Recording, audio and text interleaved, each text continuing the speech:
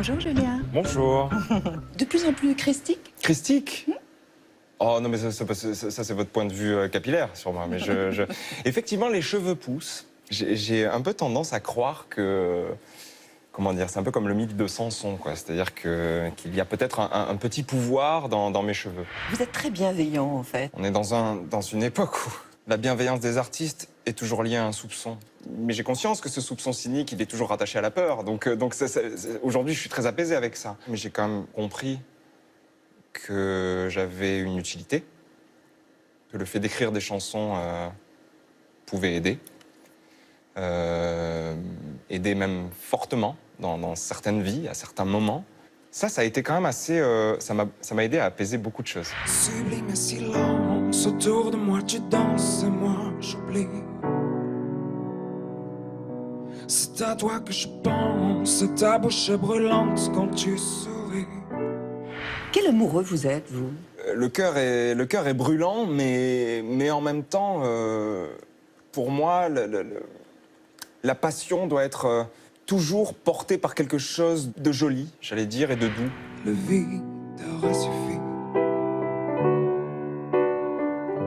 J'ai déjà vécu sous un même toit 2 fois, c'est un échec total. Mais effectivement, l'espèce de symbolique du même toit, oui, je trouve ça ridicule. C'est-à-dire qu'en fait, le même toit pour un couple qui pourrait avoir un enfant, pour être ensemble, c'est finalement fait pour rassurer les autres. Moi, je sais que j'ai besoin d'un espace à moi. Vous prenez des positions d'ailleurs, des positions même féministes.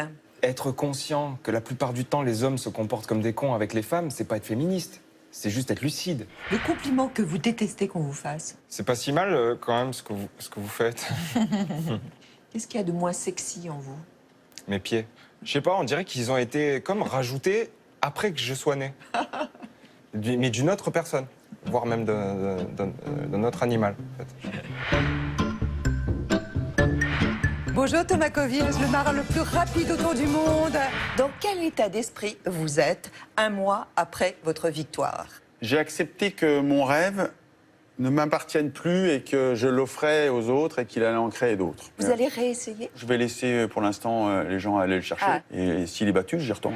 Je m'en suis pas caché, je crois que je suis quelqu'un d'assez fragile et sensible. Vous n'êtes pas un surhomme? Pas du tout. C'est l'histoire d'un homme qui tente, qui retente, qui échoue, qui se remonte et puis à un Mais moment... on n'est pas épuisé? On rentre dans une espèce de spirale du doute qui peut aller jusqu'à la nausée. Vous avez un suivi médical tout du long? Je suis en relation avec des médecins. Ouais. J'ai eu une infection dans le liquide lymphatique du genou droit qui s'est propagée dans tout le mollet, qui a commencé à rentrer dans la cuisse. J'ai eu peur parce que là, vous ne maîtrisez plus rien. On m'avait demandé de prendre des antibiotiques parce que là, j'ai tout ce qu'il faut à bord. Et puis ça ne marchait pas. Et on a commencé à parler de soit que je m'incise moi-même, soit que je me déroute sur l'Australie. Et là, ça prend tout de suite un caractère un peu dramatique. Vous utilisez ce qu'on appelle la proprioception. Mais quel est l'intérêt? C'est de faire travailler tous les petits muscles. Une fois encore, j'ai senti dans mon crâne cet espace, comme une ivresse. Mais cette ébriété-là était plus froide et plus claire que celle qui sort d'une cruche. C'était pour cela que j'ai vécu. C'était pour cela que je veux vivre. Vous voulez danser? Ouais, ben on danse. Hein.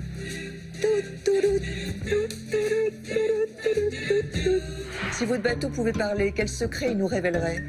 Que j'ai pleuré. Parce que c'était dur. Parce que c'était dur, parce que c'était beau, parce que j'avais pas le choix. Quel épitaphe vous aimeriez voir inscrit sur votre tombe? Il était libre.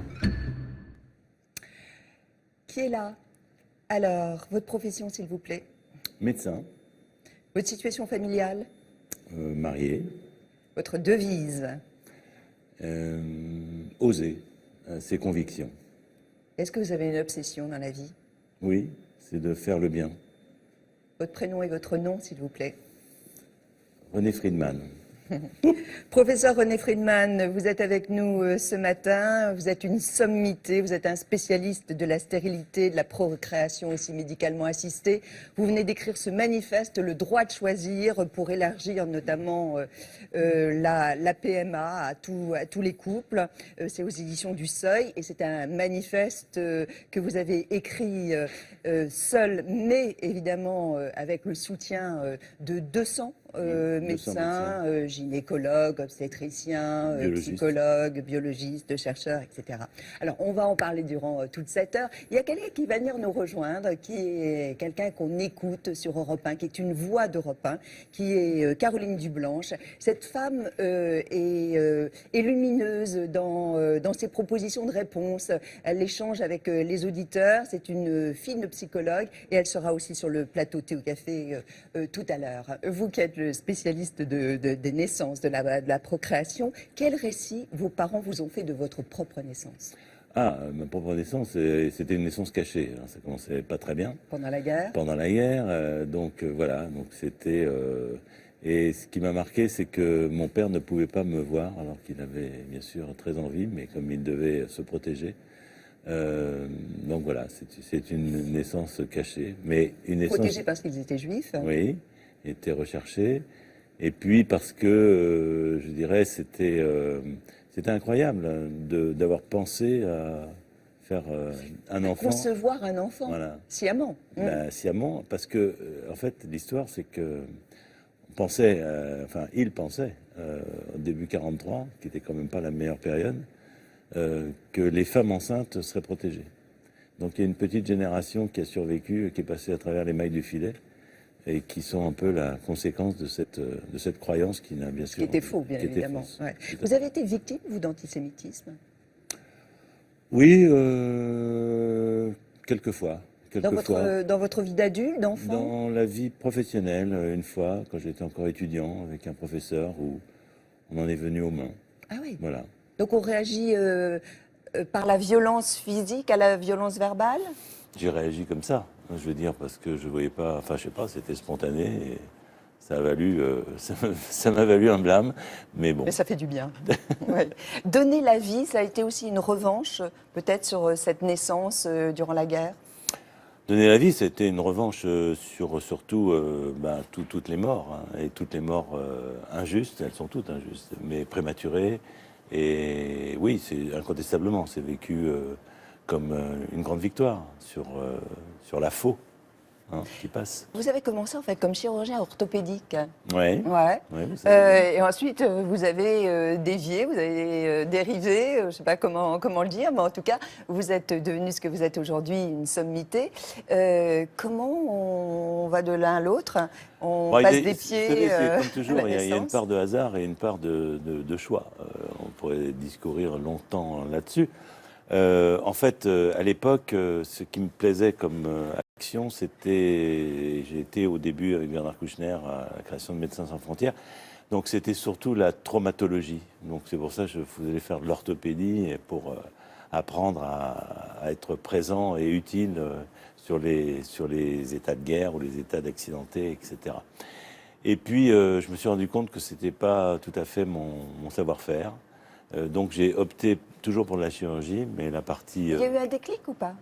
Alors, il y a eu un déclic, oui, quand je suis tombé dans la chirurgie molle, ce qu'on appelle, parce qu'il y a le dur, c'est l'os, et puis le mou, c'est tout le reste, où je suis tombé en fait dans un service de gynéco. Et là, comme je le dis souvent, c'était il n'y a pas si longtemps que ça, c'est déjà pas mal, mais c'était quand même un peu le Moyen-Âge.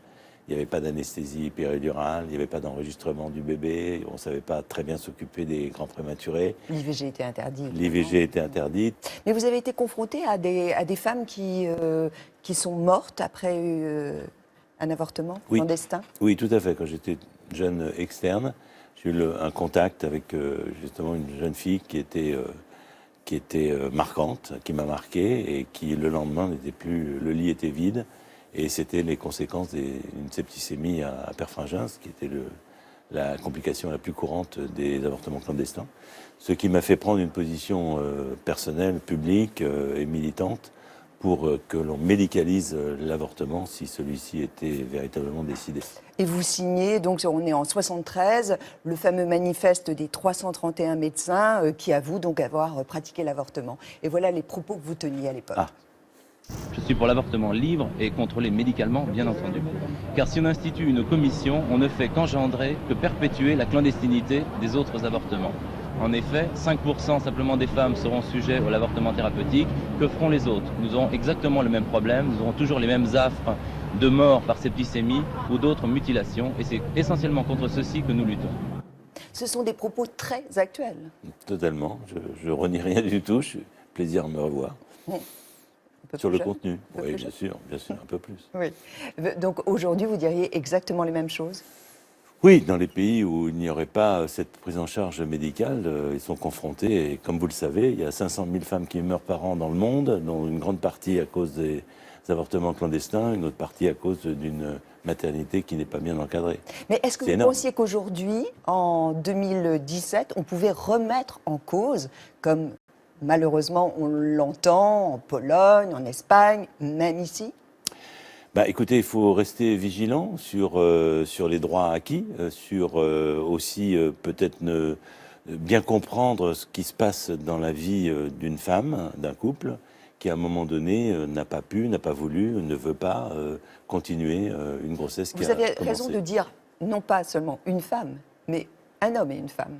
Ben, Parce que oui, parce que souvent, l'IVG, on l'approprie effectivement à un choix d'une femme, mais c'est-à-dire qu'en dernier l'homme ressort, existe aussi. Ouais. vous avez raison, mais en dernier ressort, c'est une façon aussi de dire que c'est la femme en dernier ressort qui va décider. Mais il est à espérer qu'elle le décide en accord et que ça ne sera pas source de conflits insurmontables entre eux. Quand vous voyez René Friedman, un président américain qui se dit pro-life, avec un juge qu'il doit nommer anti-avortement à la Cour suprême, qu'est-ce que Je dis vous que, dites? vous savez, c'est comme toutes les conquêtes sociales et de liberté, elles sont fragiles, et il faut rester vigilant et remettre les choses sur le tapis pour toujours s'opposer à ce qui serait une dégradation d'une liberté acquise.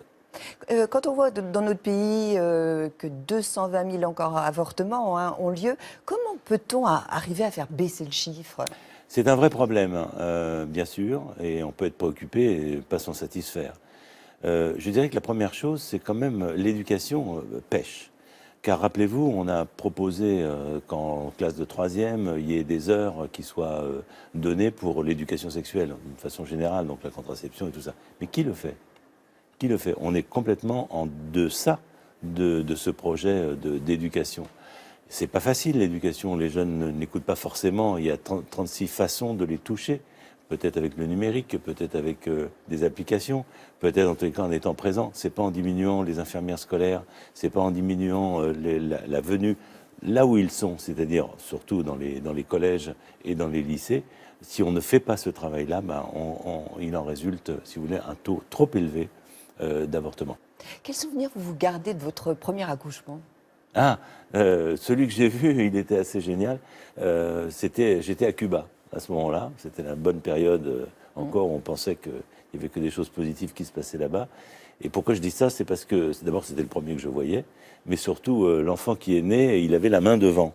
Et donc au moment où il est né, il a déplié la main. Vous voyez? Déjà engagé. Incroyable. Un contestateur. Voilà. Ouais. Vous êtes toujours ému, vous avez les les accouchements larmes aux yeux, même quand vous voyez un enfant naître? Ça dépend. Oui, enfin, il y a toujours quelque chose, mais ça dépend beaucoup de la relation avec la personne, la mère, le père qui est là, et un peu de leur histoire. Alors c'est vrai que, étant un peu spécialiste de la reproduction, c'est souvent des histoires difficiles, des longues histoires, et c'est vrai qu'on arrive à ce moment-là qu'il y a cette espèce c'est une inondation de sentiments. Hein. Je veux dire, d'un seul coup, le visage, j'adore les visages de ce moment-là, parce que je sais que ça va arriver. Je sais que là, dans une seconde, tout va flancher. Et j'adore regarder ça, parce que le regard vrille, le visage se transforme, on ne sait plus si c'est du plaisir, de la souffrance, etc. Mais enfin, c'est un extrême, c'est un visage extrême. Et le père, c'est pareil. Et ça, c'est prodigieux. Vous savez combien d'enfants vous avez mis au monde, vous? Difficile à dire. En tous les cas, c'est pas mal. Mais non, ce que je sais, c'est que quand j'étais, pendant les 36 ans où j'étais à Antoine Béclair, chef de service et professeur, j'ai supervisé, je dis bien supervisé, pas accouché, hein, j'ai supervisé plus de 70 000 naissances. Pas mal. Pas mal. Alors, on va remettre en orbite en fait les naissances justement et les premières que l'on vous doit. Votre parcours nous est raconté par Magali Defer. Pour vous, professeur Friedman, qui avez mis au monde des milliers d'enfants, voici votre portrait en quelques dates de naissance, bien sûr. 24 février 1982, Amandine naît grâce à la fécondation in vitro. C'est une méthode qui est à ses tout débuts. Une première en France et une véritable prouesse de la science, surtout quand on voit les moyens de l'époque. Là, le biologiste est en train de compter les spermatozoïdes. Si, je vous jure. Et il n'y en a pas moins de 500 000. 4 ans plus tard, c'est au tour de Guillaume et Sarah de voir le jour dans votre service. Eux, leur particularité, c'est qu'ils sont nés grâce à des embryons congelés. Encore une première et un nouveau succès pour le trio de l'hôpital Béclair. Avec Valentin, né le 13 novembre 2000, vous faites un joli pied de nez à la fatalité grâce au DPI, diagnostic préimplantatoire. Bon, là, je sens que vous décrochez. Alors, petite explication. En fait, les parents de Valentin risquaient de lui transmettre une grave maladie. Pour éviter cela, on a analysé génétiquement les embryons avant de les transférer. Nous pouvons dire que nous avons avancé. Oui, mais la sélection des embryons, tout ça, ça fait peur à certains que vous tentez de rassurer. On n'est pas là pour choisir les yeux bleus ou je ne sais quoi, surtout pas, mais qu'on est là pour répondre à des gens qui souffrent. Le 2 novembre 2010, Jérémy et Kéren poussent leur premier cri. Une double naissance qui doit aussi beaucoup à la science puisque ces deux enfants sont nés grâce à la congélation des ovules de leur maman. C'est une variante, si vous voulez, de la fécondation in vitro que nous voulions tester pour répondre à la question à celles qui en ont réellement besoin. Comme celles qui ont subi une chimiothérapie. Et le 26 janvier 2011, vous déjouez encore la destinée avec la naissance d'Oumout, le premier bébé du double espoir. Grâce au DPI, non seulement il est en bonne santé, mais il va aussi sauver la vie de sa grande sœur. Voici une jolie collection de faire-part. Quel est le prochain à venir? À vous de nous le dire, professeur. Parmi toutes ces naissances, René Friedman, quelle est celle vraiment qui vous a le plus marqué? Oh ben, la première, Amandine. évidemment, là c'était quand même, c'était un rêve. En tout cas. Vous êtes resté proche d'Amandine, ça on le sait, puis même vous avez mis au monde sa fille. Oui, c'est deux enfants d'ailleurs. C'est deux enfants, ouais. Oui. Le dernier étant assez récent. Il y a peu de temps. Ouais, c'est Il y a ça. peu de Ouais, temps, ouais. Oui. La France, en fait, c'était un pays pionnier. Et vous dites aujourd'hui qu'elle est beaucoup trop rigide en matière de bioéthique. Et qu'à l'étranger, vous dites dans votre livre, nos collègues nous regardent avec compassion. À ce point-là? À ce point-là. Je veux dire que je fais référence, je crois, à un moment donné, à une réunion qu'on a avec nos amis anglais et tout ça, et on leur dit, mais vous savez, chez nous, l'autoconservation des ovocytes d'une femme qui le souhaite parce qu'elle a 34 ans, qu'elle n'a pas de prince charmant là tout de suite et qu'elle se sent que c'est pas pour demain, qui décide de mettre de côté des ovocytes, ben, chez nous, c'est pas possible. Et je me rappelle de ce silence, quoi. Il y a eu un blanc, ils comprenaient pas. Pourtant, je parle bien anglais, mais ils comprenaient pas. Mais selon vous, c'est parce que c'est une médecine qui fait peur ici, dans l'Hexagone? Écoutez, c'est effectivement intéressant de voir qu'à chaque fois, il a fallu se battre. Vous avez fait référence, par exemple, au diagnostic préimplantatoire, qui a été voté pourtant en 94, mais qui n'a été accepté qu'en 99, 5 ans plus tard, parce que ça a été bloqué, puisque les décrets n'étaient pas parus. On rappelle ce que ça signifie. C'est quand il y a un couple qui a un risque de transmettre une maladie grave, on peut à ce moment-là regarder les embryons, les examiner, savoir ceux qui vont développer cette maladie, ceux qui ne vont pas la développer, et bien sûr transférer ceux qui ne vont pas la développer. Donc c'est d'éviter des maladies graves et particulièrement incurables. Donc dans ce cas de... Et c'est une garantie de succès pour la fécondation in vitro? Il n'y a jamais de garantie de succès. Enfin, une meilleure garantie. En tous les cas, c'est sûr que s'il y a grossesse, et heureusement il y a, l'enfant ne sera pas atteint de la maladie qui est portée par le père ou la mère ou les deux. Voilà. Donc c'est une façon d'éviter, vous l'avez dit dans votre reportage, le destin, et c'est vrai que c'est quand même particulièrement motivant, je veux dire, d'éviter cela. Donc 5 ans, le temps d'application des décrets. Donc toujours ces batailles pour chaque étape. Et là aujourd'hui, c'est pour ça le manifeste, signé encore une fois par 200 médecins, parce qu'on est confronté à une situation où on fait de la très mauvaise médecine. On ne répond pas à la demande des couples qui sont devant nous, et c'est pour ça qu'on a essayé de faire bouger les lignes, encore une fois, peut-être, dans cette période où les politiques doivent prendre des responsabilités de notre société, peut-être on attend des réponses. Tout à l'heure, on vous proposera de suivre des témoignages, d'écouter vraiment des témoignages attentivement de couples qui sont dans la difficulté, qui ne peuvent pas avoir des enfants. Et donc, c'est quand même le parcours du combattant, on le verra, et ce sont vraiment des témoignages très poignants. Mais on a passé un moment avec vous. pour tenter de mieux comprendre qui vous êtes. Alors bien sûr, vous êtes professeur, mais vous êtes aussi un animateur radio. Vous êtes producteur radio. Alors, on est allé à la maison de la radio. Ça a été surprenant de vous retrouver là. Et vous êtes devant un micro, puis c'est vous qui animez. En fait, vous faites mon travail, en quelque sorte. Et puis ensuite, on est allé donc à l'hôpital Foch, où vous travaillez aujourd'hui de Suresnes. Et on a en fait découvert avec vous le nouveau centre donc, de l'aide médicale à la procréation qui a ouvert récemment. C'était en octobre dernier. Magali Defer et Pierre Coussier vous ont accompagné. Ça va? Et vous? Oui, très bien. Eh bien voilà, on va aller à France Culture. Je suis producteur de radio. J'ai une émission hebdomadaire qui parle de médecine et société. Ce soir, j'ai le plaisir de recevoir Daniel Brun. Ce qui me plaît ici, c'est vraiment de défricher les territoires de la pensée, de la médecine, de la société. Je me sens comme quelqu'un qui pose des questions parce qu'il n'a pas les réponses. Et dans ce sens-là, je me sens journaliste. J'investigue. Et ceci dit, je pense que moi, je questionne souvent. En fait, moi, je suis à l'école ici. Je suis là pour apprendre. Pour moi, c'est un vrai enrichissement, c'est du boulot, hein, mais ça c'est sûr, parce qu'il faut lire des domaines qu'on ne connaît pas forcément. J'essaye de poser d'abord les questions que je me pose, mais aussi les questions que je pense peuvent se poser des auditeurs. Est-ce que vous pensez que la libido change avec le numérique? Peut-être que ça compense. Moi, effectivement, j'aime bien comprendre, j'aime bien connaître ce que je ne connais pas, et c'est étendu. Je ne vais pas m'embêter. Vous êtes aussi à l'aise dans un studio de radio que dans un bloc opératoire? Oh, je suis peut-être plus à l'aise dans un bloc opératoire encore. Eh bien, maintenant, on va aller à l'hôpital Foch, là où j'exerce actuellement. C'est le nouveau centre de fécondation in vitro. Il a ouvert il y a 3 mois, prêt à accueillir 1200, 1500 patients. Là, c'est la plus belle. Là. Voilà. Salut beauté. C'est une équipe particulièrement féminine. Il y a beaucoup de féminins. Et ça vous plaît? Oui, objectivement, oui. On bien. Ça va? Ah, là, c'est le centre crucial. On se réunit pour voir les dossiers. On décide de changer le traitement, d'arrêter parfois le traitement, de changer l'objectif. Le doute, malheureusement, il nous habite beaucoup. C'est une des seules médecines où on croise les doigts en permanence. On se prépare toujours à toute éventualité, à soutenir dans la joie, à soutenir dans la peine. Ça, c'est le domaine ici des biologistes.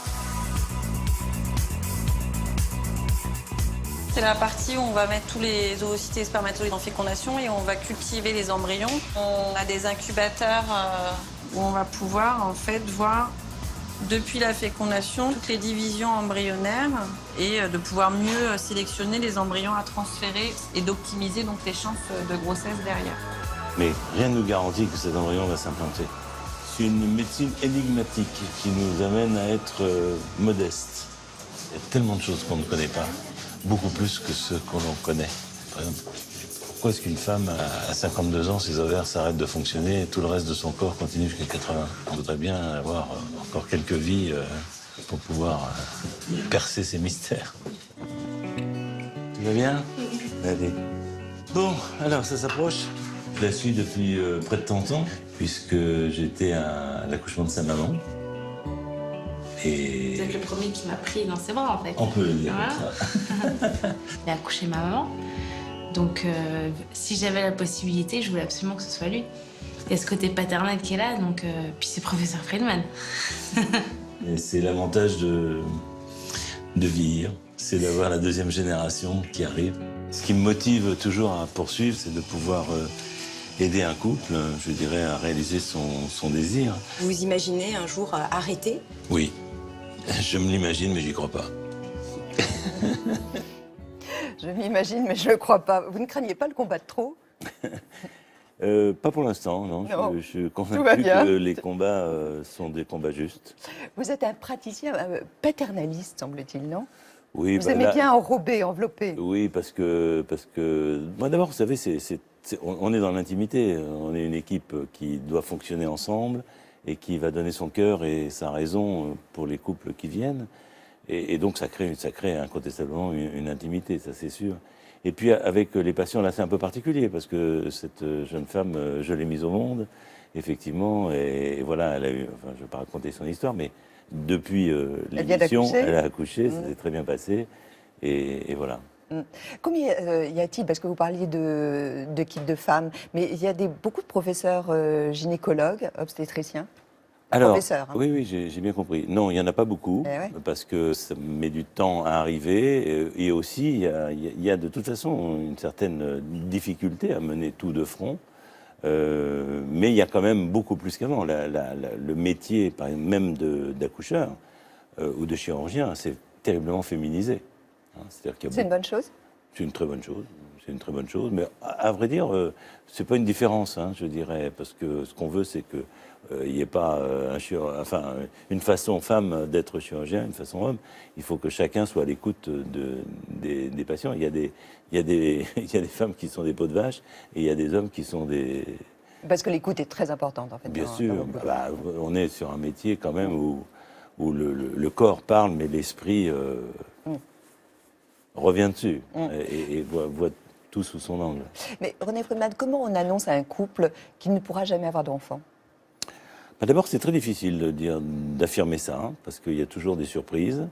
Il y a aussi plusieurs alternatives. Il y a enfant génétiquement de soi, il y a enfant après des recours aux dons, il y a l'adoption. Donc c'est plutôt d'annoncer qu'il semble qu'on est au bout du rouleau, du parcours que vous avez fait, que nous avons fait ensemble, et que là, les chances s'amenuisent trop, et qu'il devient plus raisonnable de mettre un terme. C'est très difficile, mais c'est extrêmement utile. Et je dis souvent que lorsqu'on a la franchise de dire les choses que l'on ressent, ce qu'on doit faire naturellement, on entend un espèce de soupir de soulagement. Parce que aussi, il y a des couples qui sont maintenus artificiellement en état de suroxygénation, avec une croyance qui ne va pas se réaliser. Et que des fois, quand on dit la vérité, c'est salutaire. Il faut savoir le faire. On peut aussi se tromper, hein, dans tous les sens. Il faut être très prudent parce que j'ai vraiment tout vu. Donc c'est un petit peu... c'est en douceur, en multiples approches qu'il faut faire comprendre. Ce qui est fondamental, c'est d'avoir le sentiment que le couple ait le sentiment qu'ils ont fait le maximum qu'ils pouvaient faire, que l'équipe médicale et biologique a le sentiment qu'ils ont fait le maximum, et à ce moment-là, on s'y retrouve et quelque part, on se libère. Quelles sont les principales causes de stérilité? Alors, les principales causes de stérilité, j'ai envie de dire aujourd'hui, c'est le vieillissement de l'ovaire naturel. C'est une cause naturelle, c'est-à-dire que les femmes se tournent vers le désir d'enfant tardivement dans leur vie, comme je le dis à un moment donné. C'est-à-dire que les ovaires vont s'arrêter de fonctionner à partir de 45 ans jusqu'à 50 ans, et alors que le reste du corps va vivre 30 ans de plus. Il y a des facteurs aussi, des nouveaux facteurs. On parle beaucoup de l'environnement, oui, on parle de beaucoup. la nutrition. Alors voilà, c'est une autre thématique de recherche qui n'est pas suffisamment développée. Pourquoi est-ce qu'il y a cette infertilité? Je dirais, alors on pointe de temps en temps les pesticides, on pointe de temps en temps les différents polluants. Même le téléphone portable. Même le téléphone portable, effectivement, qui a été évoqué, ou le stress, enfin le mode de vie. On manque d'études, il y en a quand même dans le monde, parce que les gens sont sensibles à cela. Mais voilà, il faudrait, si vous voulez, sur la fertilité, avoir un véritable plan de prévention et de recherche. C'est ça qui manque aujourd'hui, qu'on prenne ça à bras-le-corps, et c'est ce qu'on a voulu dire dans le manifeste. On a vu récemment une étude sur la fécondité qui baisse en France, hein, pour la deuxième année consécutive.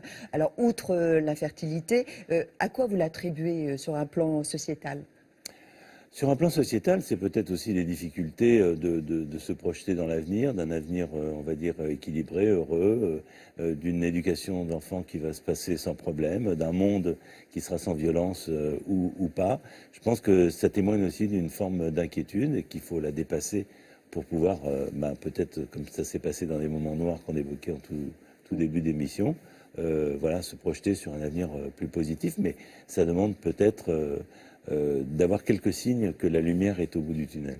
Quel est l'âge moyen des femmes qui viennent vous consulter? 36 ans oui, en donc moyenne. elles sont déjà installées dans la vie. Sinon, elles ont conçu un petit peu avant.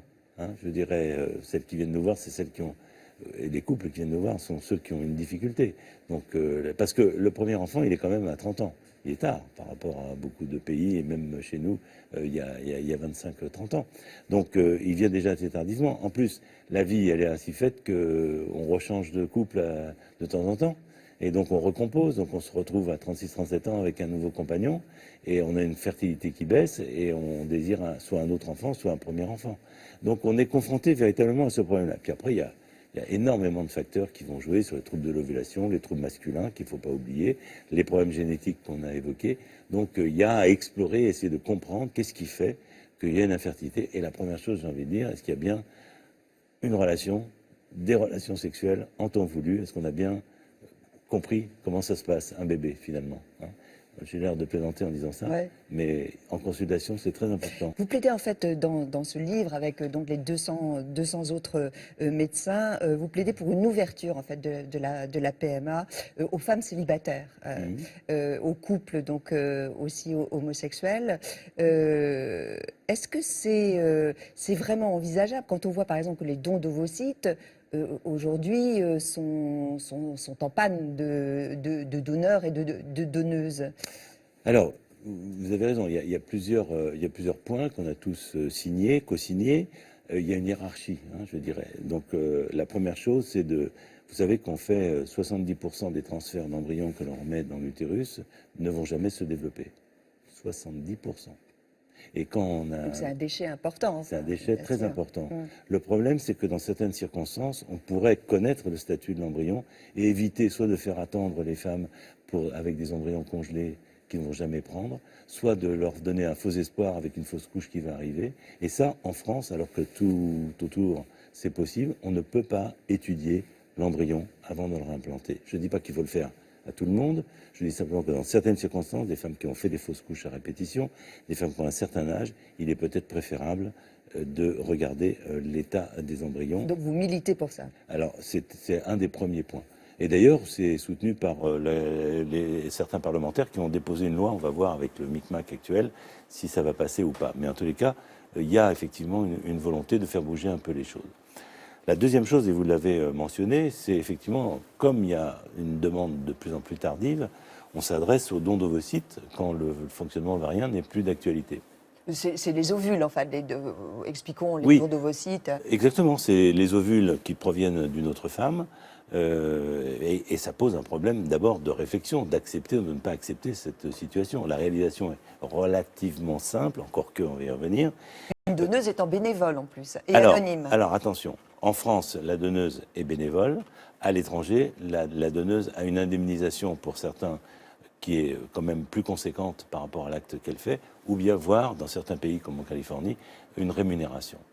Donc, ce qui se passe en France, c'est qu'il y a une demande à peu près de 8000 femmes qui voudraient avoir qui auraient besoin d'un don d'ovocytes, mais il y a très peu de donneuses. Et on ne fait pas ce qu'il faut pour que l'information du don d'ovocytes se fasse correctement avec un accompagnement. Alors, qu'est-ce qui se passe? Et pourquoi notre colère?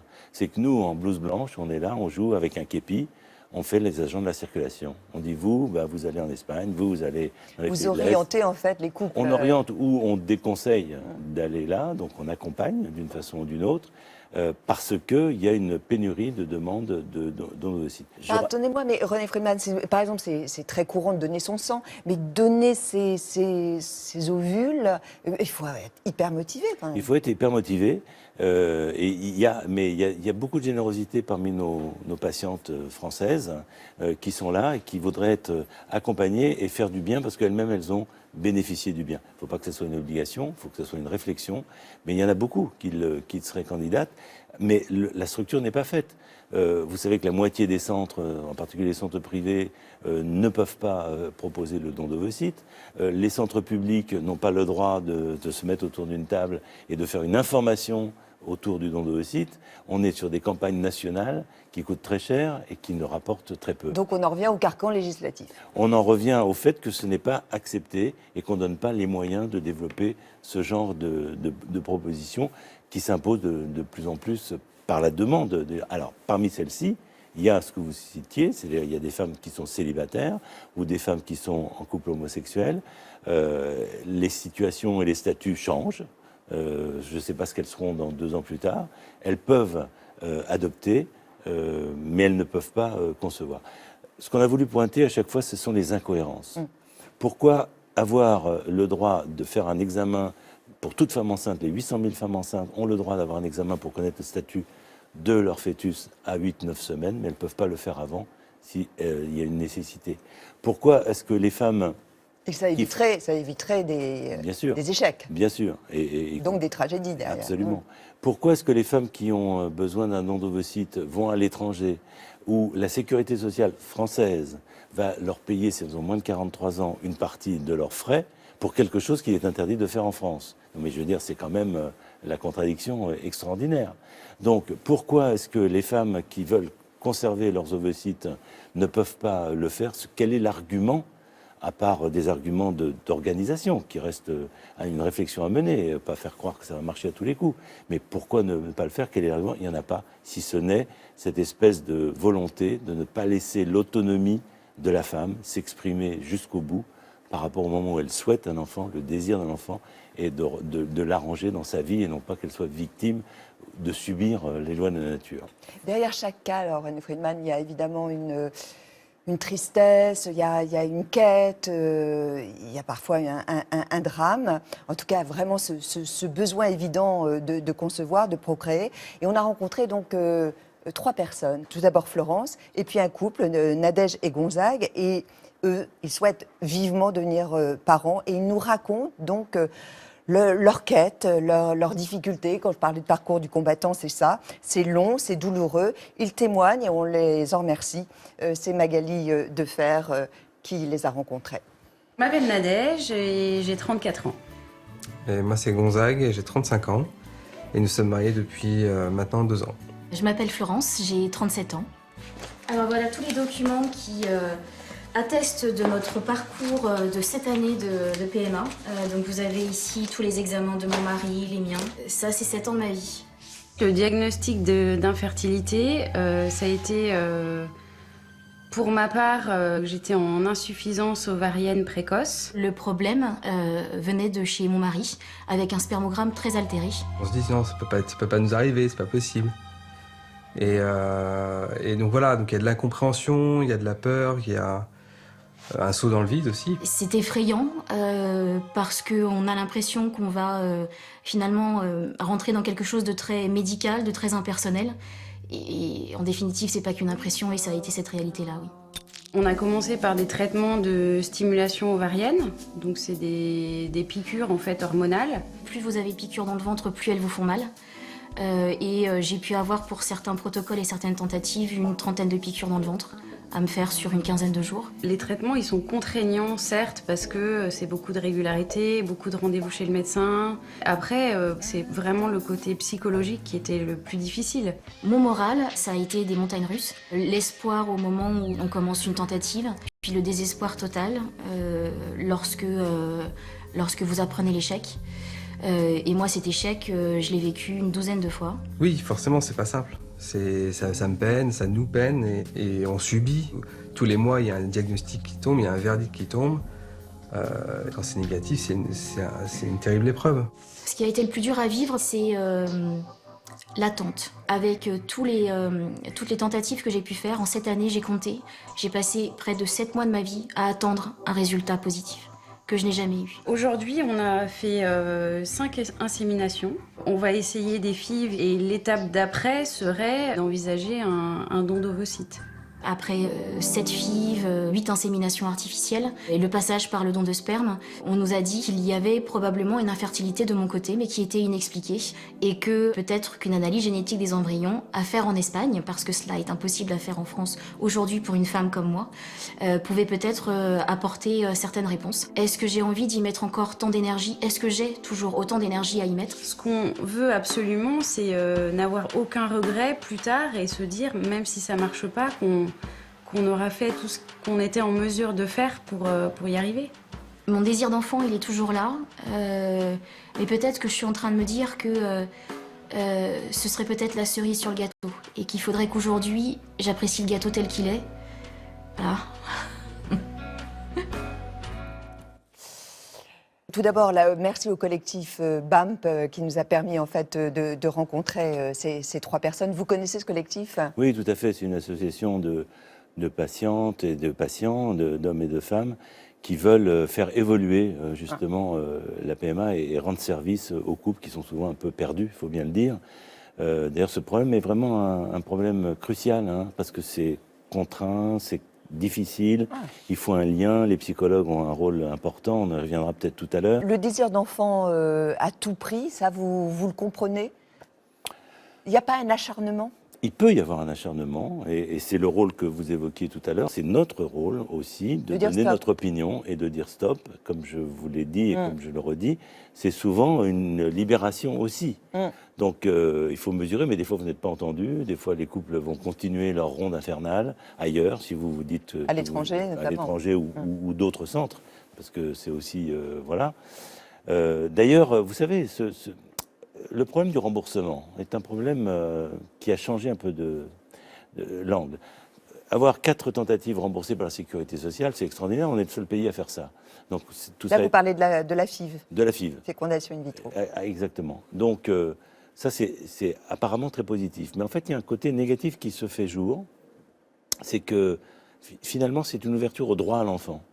Si vous dites à quelqu'un, écoutez, vous n'avez même pas 1% de chance d'avoir un enfant, ben, docteur, d'accord, mais j'y ai droit. Donc, je le fais. Et c'est pas uniquement pour faire ce qui est rarement vécu comme un succès, mais c'est parce que les gens sont dans un climat de déni de la réalité. Donc c'est très compliqué, parce que de temps en temps, en plus, il y a des succès, donc c'est difficile à gérer. C'est vraiment par conviction et par échange et par vision de la même façon entre le couple et l'équipe médicale. Est-ce que la motivation des hommes à devenir père est similaire à celle des femmes?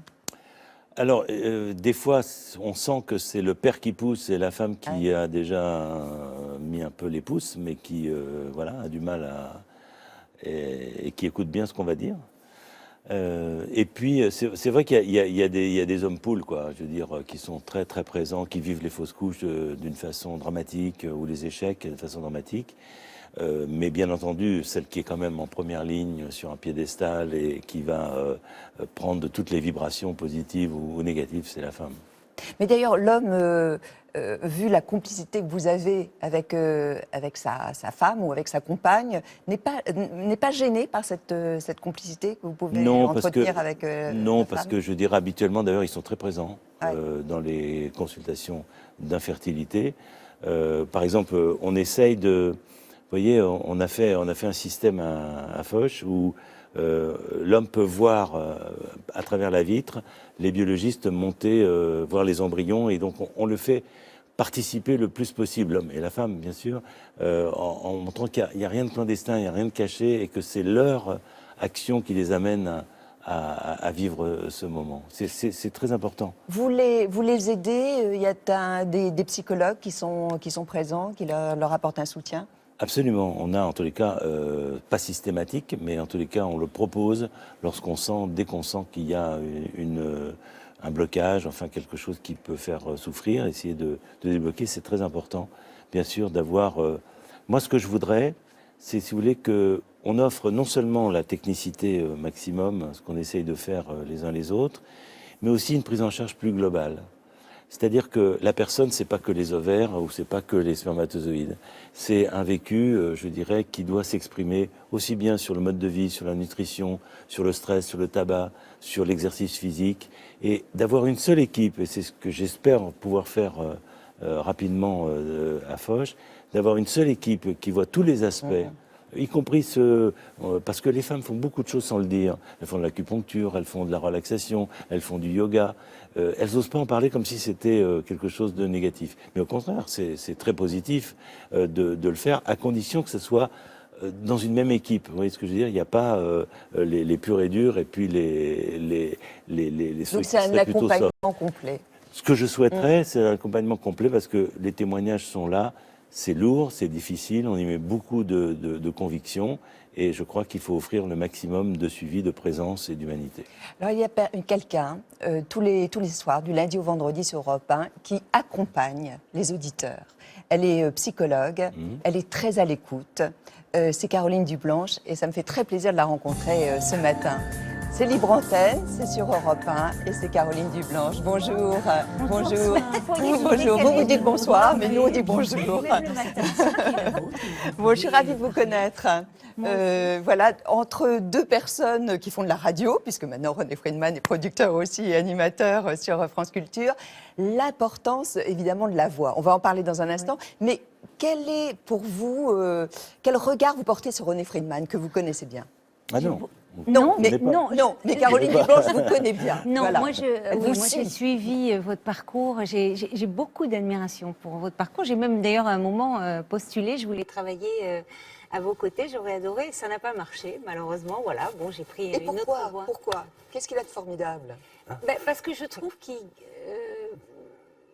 vous gardez beaucoup d'humanité.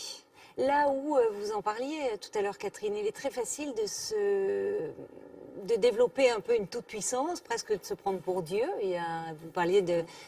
finalement, c'est une telle douleur de ne pas pouvoir avoir d'enfant. Vous êtes celui qui peut donner un enfant à une femme, à un couple. Et souvent, d'ailleurs, vous en parlez, c'est très compliqué pour l'homme qui peut se sentir exclu. Et parfois, je trouve qu'il faut avoir vraiment les pieds sur terre, avoir beaucoup d'humilité et justement beaucoup d'écoute pour garder votre place. Et ce que vous faites est formidable, évidemment, mais ce que j'aime chez vous, c'est cette humanité. On ne vous sent pas pétri de certitude. Ah, voilà. C'est parce que, si vous voulez, en fait, c'est une médecine du doute. Il y a toujours une part d'imprévu. Oui. Et il faut en même temps essayer de guider tout en laissant ouverts ces espaces. C'est ce que vous faites aussi, Caroline. Vous le faites à l'antenne. L'importance de la voix. Vous dites, René Friedman, que vous avez une voix, effectivement, assez enveloppante, une voix assez suave, assez douce, qui est assez réconfortante, d'ailleurs. Vous aussi, Caroline, vous avez une voix très particulière. Est-ce que vous en jouez aussi de votre voix? Non. Ou elle est très naturelle? Non, finalement, c'est une question qu'on me pose beaucoup. Je peux parfois ralentir mon débit verbal quand j'ai quelqu'un que je sens très angoissé et qui a un débit de mitraillette. Donc moi, je vais poser un peu les choses, mais c'est pas quelque chose que je calcule. Je suis pas quelqu'un qui calcule de façon générale. Donc à la radio, je suis comme dans la vie, assez spontanée, à vrai dire. Qui vous appelle le soir? J'ai envie de dire un peu tout le monde, finalement. Et c'est ce que j'aime parce qu'il y a aussi bien des femmes que des hommes, un peu toute génération, tout milieu. C'est un peu à l'image de la vie. Des personnes qui ont nécessairement quand même des problèmes. Mais qui n'en a pas, finalement? Pas tort. Qui n'a pas des problèmes? On passe notre temps à essayer de les dissimuler, finalement à se montrer plus fort que l'on est, en tout cas moins fragile. Or, je trouve important là de pouvoir parler de soi, de pouvoir dire ce que l'on tait, ce que l'on cache habituellement, sans être jugé, et de sentir que finalement c'est ce qui nous relie à d'autres, qui eux vont se retrouver aussi, et qu'à travers nos fragilités, finalement c'est ce qui nous permet d'échanger, et je trouve qu'on gagne en humanité. Il y a des sujets récurrents? Oui, il y a des sujets récurrents. Évidemment, dans une émission comme celle-là, il y a beaucoup la solitude. Et la solitude, contrairement à ce qu'on croit, des gens qui peuvent avoir une vie très active. J'avais une jeune femme qui travaillait dans le marketing, qui avait un rythme de travail infernal et qui me disait que quand elle rentrait chez elle le soir, elle se sentait dans une solitude abyssale. Donc, il y a le couple. Le couple revient... Mais qu'est-ce que vous répondez, par exemple, à cette personne? J'essaye de comprendre pourquoi, finalement, dans ce rythme effréné, elle a fait en sorte que sa vie... qu'il n'y ait pas de temps mort, qu'il n'y ait pas de vide. Pourquoi pourquoi elle a tellement de mal à rester seule avec elle-même? C'est pas donné à tout le monde de pouvoir être seule, de cette capacité à rester seule. Et ça s'inscrit dans les premiers temps de la vie, dans ce bébé dont on va prendre soin suffisamment, être à l'écoute. Et il y a des gens qui ont vécu parfois des carences et pour qui la solitude les renvoie à un abîme de détresse. Vous ramenez d'ailleurs, Caroline, beaucoup les gens à leur passé et à leur enfance. Écoutez, en tant que psy, c'est quand même le matériau premier. Donc oui, et c'est pour ça que ça prend un peu du temps, parce que je trouve qu'il y a toujours deux films qui se superposent. Il y a le présent, avec ce que l'on vit, qui nous préoccupe, qui nous tracasse, qui parfois fait qu'on est un peu à terre. Et puis, il y a l'autre film du passé dont on a moins conscience, mais le présent vient entre en collision avec ça, vient réactiver des blessures qui n'ont pas qui reste toujours ouverte finalement. Donc oui, bien sûr que je travaille à ce niveau-là.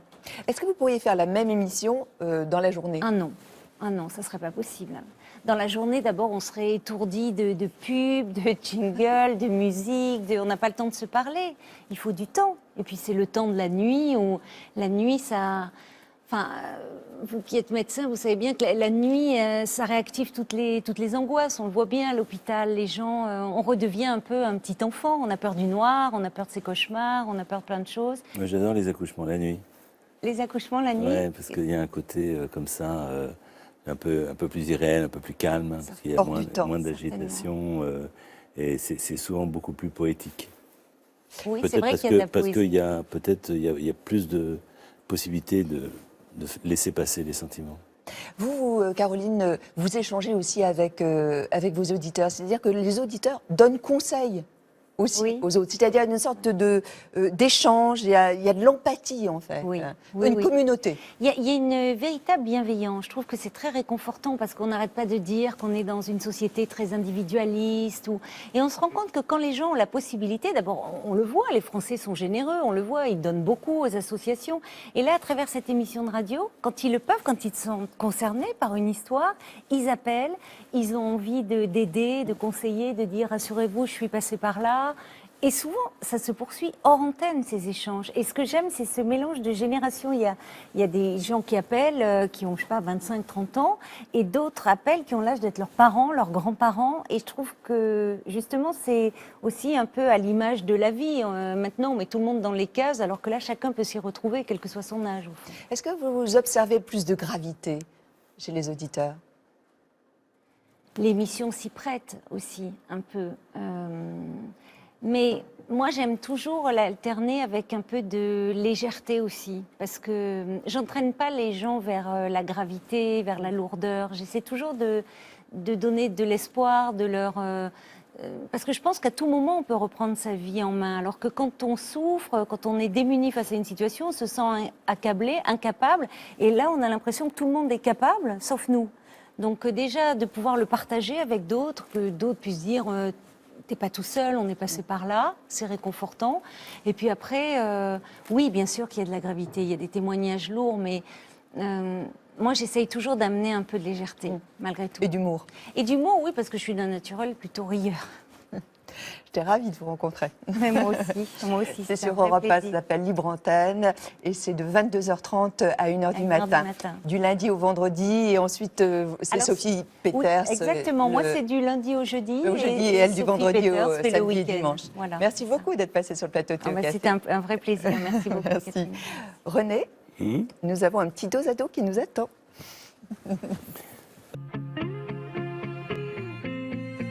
Deux ados avec vous, René Friedman, et des réponses du tac au tac. Le plus beau jour de votre vie?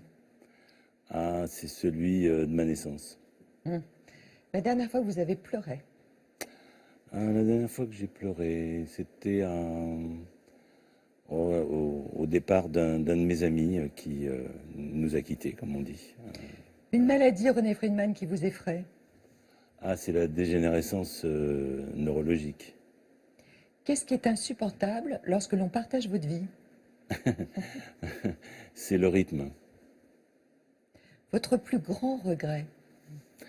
C'est de ne pas avoir compris tous les mécanismes de la nature et de ne pas apporter avec certitude le bien-être, quoi.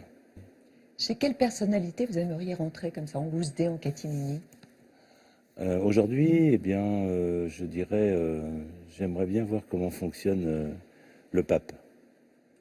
Si vous étiez une femme, est-ce que vous préféreriez avoir un gynécologue homme ou femme? Je crois que à partir du moment où on me considère et qu'on respecte ma dignité, je n'y ferai pas de différence. Comment vous appelez le sexe féminin? Plutôt le beau sexe, oui. Vous êtes victime d'un accident, est-ce que vous préférez mourir ou rester handicapé? Mourir. Si vous gagnez le jackpot, allez au loto, là, qu'est-ce que vous en feriez? J'aiderais la recherche. Un titre de livre pour résumer votre vie? Waouh. Conviction. Une musique qui vous rend joyeux? La Reine de la Nuit, par cette vocalise extraordinaire. C'est du Mozart et c'est Nathalie Dessay qui l'interprète. On conclut?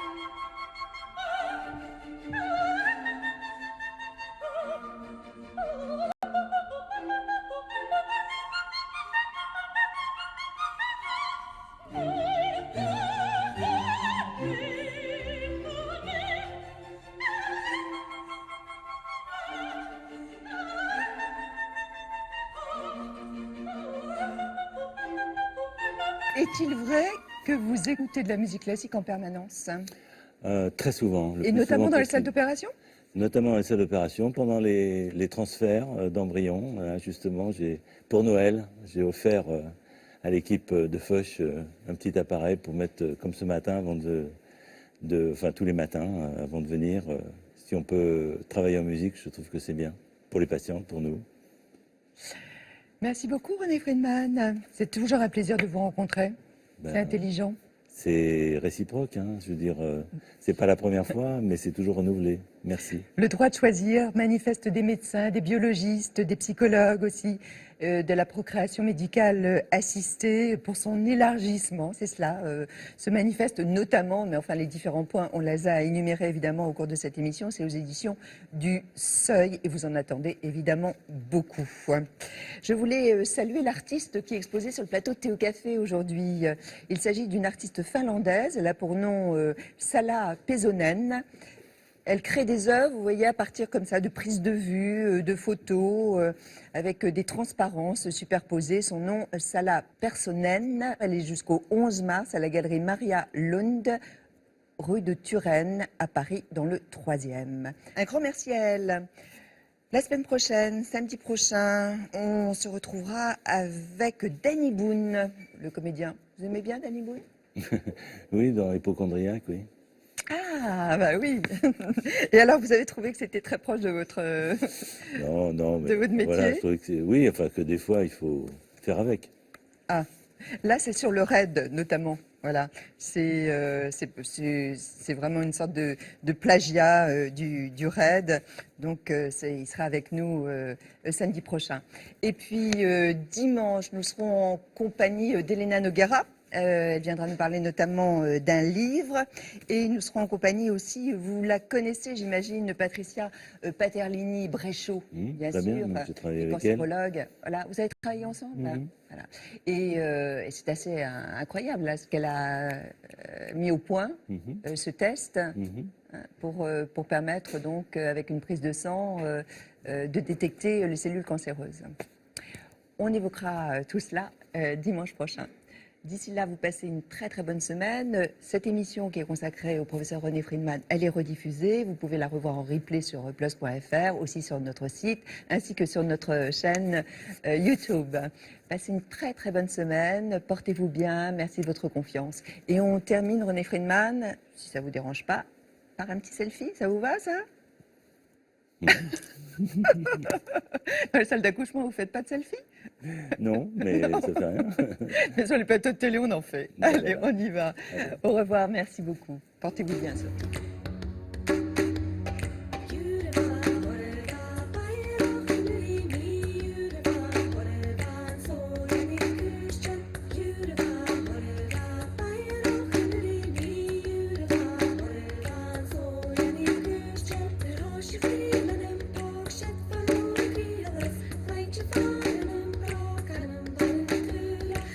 She